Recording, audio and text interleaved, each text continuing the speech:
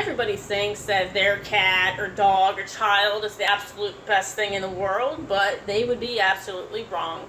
Hello everyone, my name is Shannon Quinn, and this is a story about the actual absolute best cat in the world, Magnus, my soul kitty.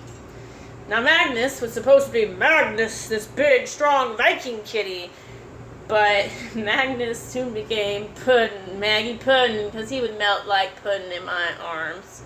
Now Puddin' is a pretty funny cat. Like most kitty cats, he loves his fresh water, but Magnus takes it a step further. He wants you to get him his fresh water, and then he wants you to kneel and lift the bowl up to his nose so you can serve him. Magnus had a lot of funny little quirks. He couldn't seem to operate his claws, couldn't get in the hang of that. He would get stuck to everything, and his jumping skills were pretty much non-existent. Whenever I introduced my other cat, Bessie, to him, Bessie, trying to get away from him, took a flying leap onto a chair. And Magnus's expression at that was priceless. He was like, cats can do that? Cats can jump that high? And he tried to follow suit, but he kind of crashed and burned. And it was kind of amusing at the time, but it was also a foreshadow of the things that were to come, because Magnus's little quirks were starting to become a little bit more concerning. He started getting kind of wobbly. He was having trouble walking.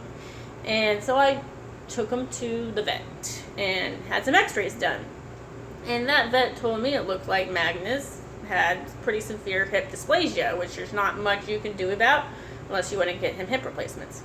Of course, I would do anything for Magnus, and I took him on a consultation to see if he would be a good candidate for hip replacements. And that vet basically told me, no, there's something more at play here than hip dysplasia. I will refer you to a neurologist. Well, the neurologist did an MRI on Magnus, and when the results came in, she told me it's not good. Magnus has not one, not two, but all the discs in his spine are herniated, which is extremely unusual.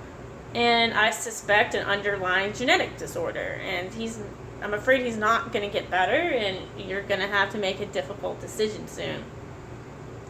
This news, of course, devastated me. Like, Magnus was such a sweet kitty. He didn't deserve any of this to happen to him. From that day on, whenever I took him back home, Magnus lived like a king. He would get fresh tuna every single day, because I was scared every day would be the day that he started exhibiting signs of extreme pain. I was on the constant lookout for any sign that he was in pain, like putting himself in isolation or gnawing at his feet, because he was essentially going paralyzed on his bottom half. But surprisingly, Magnus showed real resilience to, in fact, basically losing the use of two of his legs. He's retained his kitten-like personality. He's the most curious cat I've ever met. I can do something as simple as open up a cabinet, and he's scooching over there because he thinks there's something in that cabinet for him. And he thinks everything's for him, really, and everything is for him.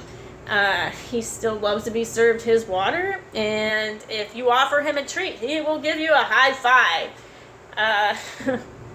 And watching how Magnus has retained this curiosity and enthusiasm for life despite this adversity has really been a good lesson for me, as I suffer from depression and anxiety, and he's basically become a mentor to me. And it's been about a year now since I learned this bad news, and on the day that I did learn it, I was so sad. I was seeking any kind of solace that might be offered to me, and I actually went to a metaphysical shop, one of those metaphysical shops, and I bought 2 candles there. I bought what they called an angel candle, and I lit this one right away because Magnus is my angel.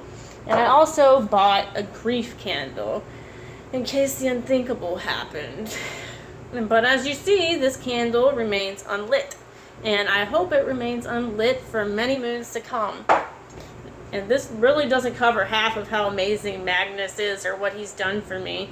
But as they say, a picture's worth 1,000 words.